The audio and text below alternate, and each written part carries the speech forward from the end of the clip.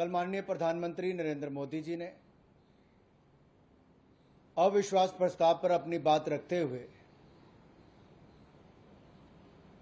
ये कहा कि मोदी जी को पूर्वोत्तर अपना जिगर का टुकड़ा लगता है, नॉर्थ ईस्ट जिगर का टुकड़ा लगता है। और बहुत लंबे समय तक उस क्षेत्र में उन्होंने समय भी बिताया और उन्होंने मणिपुर में हो रही घटनाओं पर दुख और चिंता भी व्यक्त की और महिलाओं के साथ जो अत्याचार व व्यवहार हुआ इस पर भी कहा अक्षम्य है और ये भी कहा कि जो दोषी हैं उनके खिलाफ कड़ी कार्रवाई हो भी रही है और आगे भी उसमें कोई कसर नहीं छोड़ी जाएगी। प्रधानमंत्री जी का यह वक्तव्य सदन में था। देश को पूरी जानकारी जहां एक और उन्होंने दी, वहीं पर पहले गृह मंत्री जी ने विस्तार में मणिपुर में क्या क्या हुआ, क्या क्या कदम भारत सरकार ने उठाए। स्वयं गृह मंत्री जी 4 दिन वहां पर रहे, गृह राज्य मंत्री 23 दिन वहां पर रहे। ये पहली बार भारत में हुआ कि कोई गृह मंत्री 4 दिन मणिपुर में स्वयं रहे हों, अलग अलग ग्रुप से बैठकें की हों, हर कदम उठाने का प्रयास किया हो। जहां एक और सारी जानकारी सदन को दी, वहीं पर एक शांति का प्रस्ताव भी रखा, लेकिन कांग्रेस ने शांति के प्रस्ताव पर भी सदन में भी अशांति फैलाने का प्रयास किया और मणिपुर में भी अशांति फैलाने में कोई कसर नहीं छोड़ रहे। श्रीमान राहुल गांधी जी का लॉन्च एक बार फिर फेल और फ्लॉप हो गया। जब वो सदन में कुछ नहीं बोल पाए तो सड़क पर आकर वही गाली दोबारा निकालने का प्रयास किया।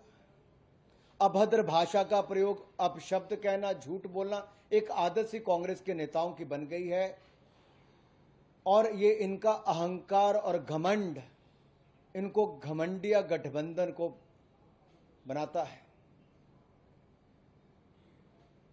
क्या कोई भारत माता का सपूत अपनी मां के टुकड़े टुकड़े की बात सोच सकता है? भारत माता की हत्या की बात सोच सकता है? ये वही सोच सकते हैं जो टुकड़े टुकड़े गैंग के समर्थक हों, मध्य रात्रि उनका समर्थन करते हों और बाद में टुकड़े टुकड़े गैंग को अपनी पार्टी में शामिल करवाते हों और अब उनको बड़ी बड़ी जिम्मेदारियां देते हों। मणिपुर और महिलाओं की इनको चिंता नहीं, मीडिया की सुर्खियों में बने रहना चिंता है। कितना खराब से खराब बोले ताकि मीडिया की सुर्खियों में बने रहे। श्रीमान राहुल गांधी जी भारत माता की मृत्यु की कामना करते हैं, इस तरह की बोलबानी। और यही नहीं, ये लोकतंत्र और संविधान की हत्या की बात कर रहे हैं। मैं तो कहूंगा इनके मन में जो है उनके कृत्य में भी नजर आता है और कहीं ना कहीं वो शब्द जो है, जो भाषा है, वो साफ दिखाती हो, चाहे देश के बाहर है या देश के अंदर है, देश को बदनाम करने वाली है।